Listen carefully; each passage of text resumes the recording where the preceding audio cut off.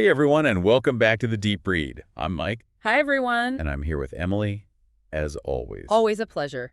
So today we're going deep on Deep. The Anthropologists by Aysegul Savas. Oh, this is a good one. Yeah, it's a really fascinating story about this young couple, Hmm? and They're so interesting. yeah, they're trying to like find their place in the world, in this bustling city. Yeah, and they're dealing with so much. So much. Like their relationships, their families, and then just like these big questions about life and everything. Yeah, like what does it all mean, kind of thing. Exactly. And Savas explores it all in such a thought-provoking way. It really makes you think about your own life and experiences too. Absolutely. Like right away, we meet the narrator and her partner, Manu. Right. And, neither of them are from this city. They're outsiders. Yeah, total outsiders, Right. old scholarship students. And they found this really Connection. this real connection with each other. Yeah, they have this amazing bond. It's so clear. But they're still trying to figure out, where they belong in this bigger picture, Yeah, and that whole outsider thing really shapes their experience. It's like they're constantly observing the city and the people in it. Like they're anthropologists themselves. I know, right? Remember that part early on where they're walking around campus as students, Oh, yeah. watching all the older people? And wondering what it's like to have a real life. It's like they're looking in from the outside, trying to understand the rules of this world they haven't quite figured out yet. And that feeling totally carries through their whole search for a home. Totally. Because for them, it's not just about finding a place to live. It's about Roots. yeah, putting down roots, creating a space that reflects who they are and who they want to be. It's like every apartment they see, every neighborhood they explore becomes like a window into a different way of life. Different set of values. Remember that small, perfectly restored apartment with the fancy kitchen? Oh, yeah, with that red lacquered cafe down the street. Yes, and they picture themselves as regulars there. Knowing all the waiters by name. Totally, like they're trying on different versions of themselves, seeing what fits. Speaking of trying on different identities, their friendships are a huge part of the story. Huge. Like Ravi, their friend, who's this total free spirit. He's the opposite of them. Yeah, embodies a totally different way of approaching life. Yeah. And he really pushes them to think differently. They spend so much time together just hanging out, exploring the city. Coming up with those hilarious comedy skits. Oh my gosh, those were so funny. And they even come up with this whole concept of the drinking spirit, Oh, yeah. which I found really interesting. Me too. Yeah. What did you think about that as a listener? Have you ever felt that pressure, like to always be responsible and have everything planned out? Oh, for sure. Because that's what the drinking spirit is all about. It's like rebelling against that, celebrating spontaneity, resisting that urge to like overthink everything. Like an antidote to the sanitary people, as they call them. The ones who live with those like pristine boundaries and undisturbed routines. They see that as a kind of stinginess. It prevents real connection and spontaneity. It's so interesting how they contrast that with their other friend Lena, their only native friend. Who gives them a glimpse into the real city. But even Lena has this disillusionment with the city. Yeah, this feeling that it's lacking something. Like everyone's always talking about moving away. It's like everyone's searching for something, whether it's belonging or meaning or just a change of scenery. And then there's that bombshell Lena drops at Sharon's party. About her relationship with Ravi. Yeah, that scene changes everything. It really throws their whole understanding of their friends into question, and maybe even the city itself. Like suddenly everything feels less certain, less secure. It makes you wonder how well we really know anyone, how much is hidden beneath the surface. So true. And while they're figuring out all this complicated friendship stuff, they're still trying to find that perfect home. That perfect place. And they visit this amazing loft in a converted factory. Oh, yeah, it was huge. Yeah, and they imagine this life there filled with cheerful clutter and family bike rides. It's so interesting how they're trying to balance their desire for freedom and spontaneity with this more traditional idea of settling down. Maybe even having kids. It's like this push and pull between what they want as individuals and what society expects of them. Totally. And speaking of expectations, their families play a huge role in all of this too. Oh, yeah. The visits from their parents really highlight those cultural differences. Like the narrator's dad, for example, he only focuses on the highlights of the city. He doesn't really get how they're actually living day to day. And then Manu's parents are all about the practicalities. Like, are there good pediatricians around? It's like they're projecting their own hopes and anxieties onto the couple. It adds this whole other layer of complexity to their lives. For sure. But amidst all of this chaos and uncertainty, there's this really beautiful thread about the narrator's documentary project. Oh yes, filming daily life in the city park. And this is where that whole idea of the anthropologist's gaze comes in. She's not just watching people, she's trying to capture the essence of their lives, you know? The unremarkable grace of their daily routines. The unspoken rules that shape how they interact. It's like she's searching for meaning in the ordinary, trying to understand what shapes our lives, both the big things and the small things. And it's in the park that we meet the dame. This fascinating character. Right, who seems to live by a whole different set of rules. She's confident, impatient. And doesn't seem to care what anyone thinks. And the narrator and her friends are drawn to her, but also kind of wary of her. Like her freedom comes at a price. Yeah, it's like they're trying to figure out how to be themselves without losing those connections that make life meaningful. And, you know, all of this, the relationships, the search for belonging, the clash between individual desires and societal expectations, it all unfolds against this backdrop of fear and uncertainty. Yeah, like the fear of illness, loss. Even death. It starts to creep into their consciousness. It's subtle at first, but it becomes this recurring theme as the story goes on. Like an undercurrent of sadness. This awareness that even as we're building our lives, there's always this possibility of loss. Of things falling apart. And that's where we'll leave you. For now, listeners, join us for part 2, where we'll delve deeper into these themes of aging and loss and how relationships change over time. We'll see how the narrator grapples with these realities and how her documentary project takes on a whole new meaning in light of these challenges. Welcome back to The Deep Read.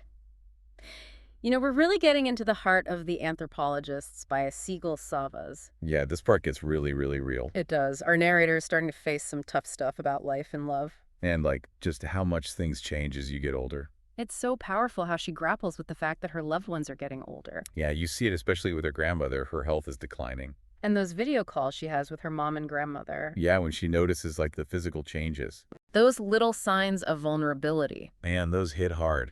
They really make you think about your own family. They do. It's like she's forced to confront her own mortality too, you know? Like no one's invincible. Exactly. There's this one passage that's just so beautiful but also sad where she talks about always seeing her mother as young and beautiful. And that image is changing now. Right. It's a feeling I think a lot of us can relate to. That moment you realize your parents aren't invincible. They're human. Exactly. And it's not just her family either. There's Teresa. Oh gosh, yes. Their upstairs neighbor. Who's starting to show signs of dementia. Forgetting things, leaving her door unlocked. They're walking this tightrope between wanting to respect her independence. But also making sure she's safe. Which is such a tough situation. Yeah. So many people deal with that as their parents or loved ones get older. It's a constant balancing act. Right. How do you honor their need for autonomy with the reality that they might need help? And it's a big theme in the book, this tension between wanting things to stay the same. And accepting that everything changes. And then, as if all that wasn't enough, Ravi drops a bomb on them. He's moving away. Huge news. That really shakes things up for them. They try to play cool. Yeah. Be rational about it. It's his life, his decision. But you can feel this underlying sense of being left behind. Like their little world is breaking apart. And it makes them question everything, like how strong is their connection really? What will happen to their friendship? Remember how they talked about how important it was to have community people you can rely on? And now Ravi's leaving. It throws that into question. And to make things even more complicated, there's this possibility that he's starting something with Sarah. Their friend. Yeah, it adds this whole other layer of tension and awkwardness. Total real life stuff, you know, those shifting dynamics in a friend group. The unspoken things that can change everything. So much going on, but in the midst of all this upheaval, they find a place. They finally find an apartment. They can actually picture themselves living in wooden beams and an old fireplace. That cozy window nook with a view. It's like a physical representation of their longing for stability. Like a symbol that they're ready to build a future. But then life throws another curveball. Teresa falls and breaks her hip. And her mental state gets even worse. That scene in the hospital is so powerful. They're surrounded by Teresa's friends and family. And it hits them that they were just this small part of her life. A temporary connection. And it really makes you think about belonging, you know?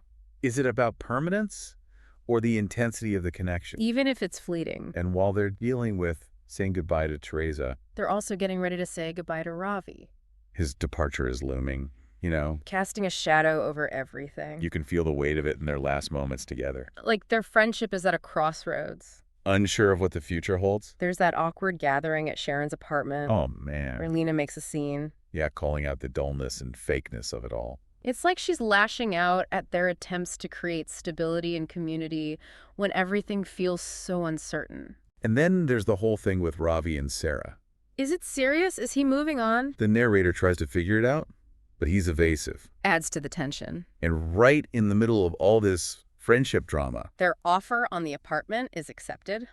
it's bittersweet, you know. Is on the one hand, they're so excited to have their own place, a space to build their life together. But it also feels like the end of an era.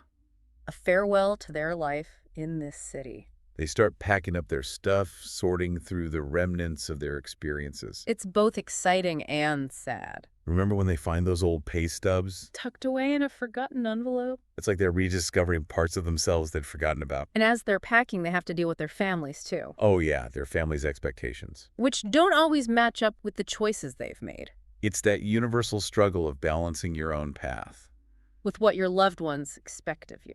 figuring out what really matters, even if it means going against the grain. And that sense of self-discovery is so beautifully captured in the final scenes. They move into their new apartment, surrounded by boxes. Feeling of a fresh start.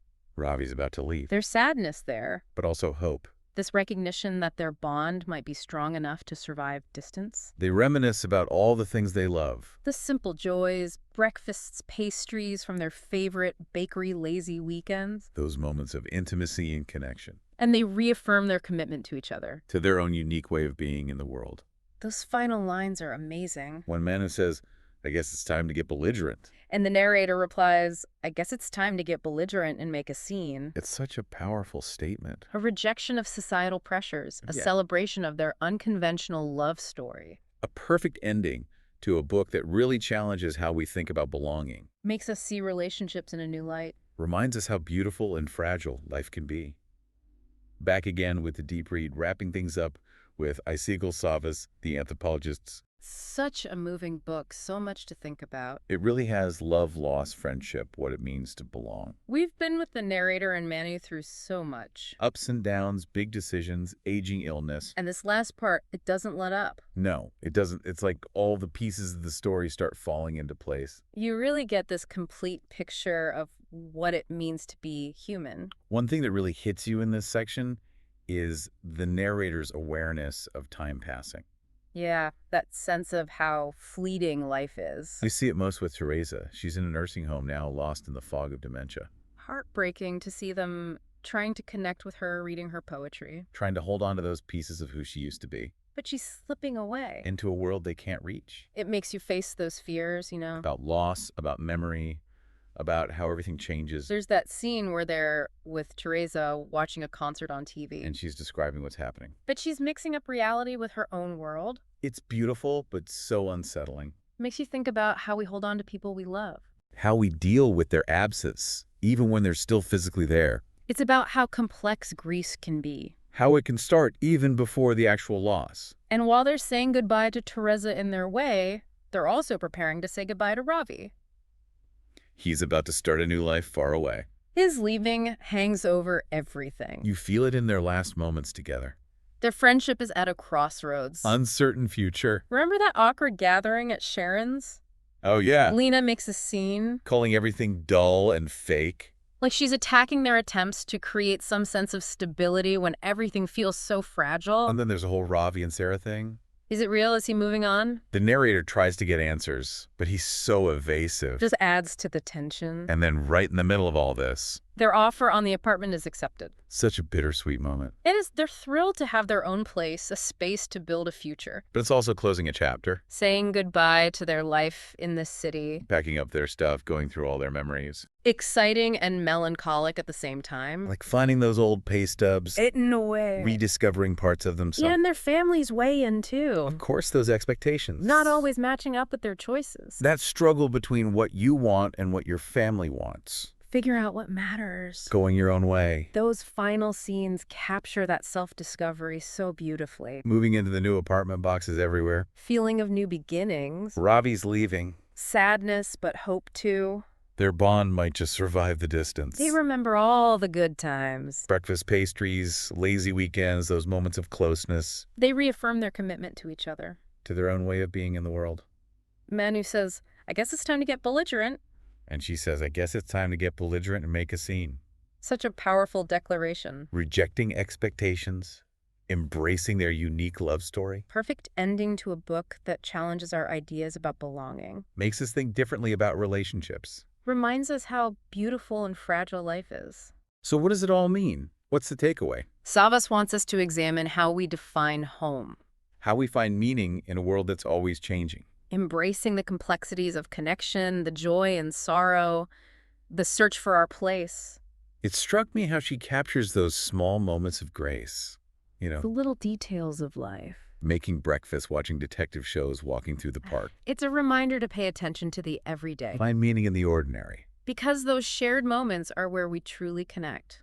With ourselves and each other. If you want a book that stays with you, makes you laugh and cry and question everything, check out The Anthropologists by Aysegul Savas. A modern masterpiece about what it means to be human. If you enjoyed our deep dive, subscribe to The Deep Read, tell your friends. We've got more amazing books to explore. We'll see you next time. Happy reading, everyone.